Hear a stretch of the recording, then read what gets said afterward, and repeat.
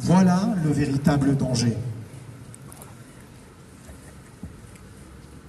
Car lorsqu'une société banalise la stigmatisation d'une partie de sa population, elle prépare toujours le terrain aux fractures, aux violences et aux extrémismes.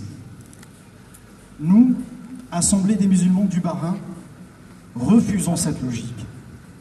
Nous refusons que des millions de Français musulmans soient continuellement sommés de se justifier, de prouver leur loyauté et de défendre leur place dans la nation.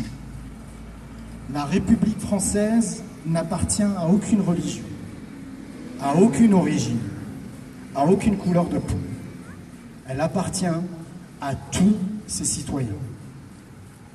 Et ses principes, liberté, égalité, fraternité, doivent protéger chacun et chacune avec la même force et la même dignité.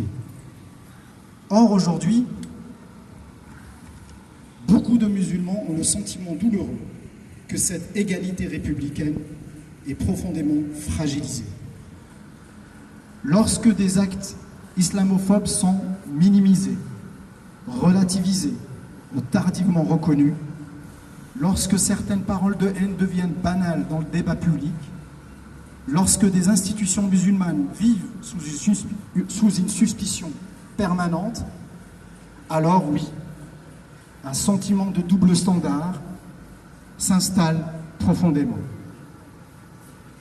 Nous observons également avec inquiétude la multiplication de dispositifs juridiques d'exception visant principalement les acteurs musulmans de notre pays, sous couvert de lutte contre l'extrémisme. Des associations, des lieux de culte et des responsables musulmans vivent dans un climat constant de contrôle, de suspicion et de fragilisation. Nous le disons avec responsabilité. Combattre le terrorisme est une nécessité absolue. Mais il serait dangereux de laisser croire que l'islam de France constituerait en lui-même une menace. L'extrémisme se nourrit aujourd'hui sur les réseaux criminels, les plateformes numériques, les discours de haine et les logiques de radicalisation en ligne.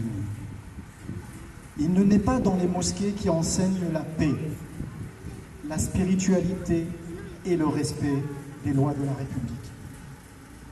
Nous, Assemblée des musulmans du Bahreïn, appelons solennellement l'État français et les pouvoirs publics à agir avec courage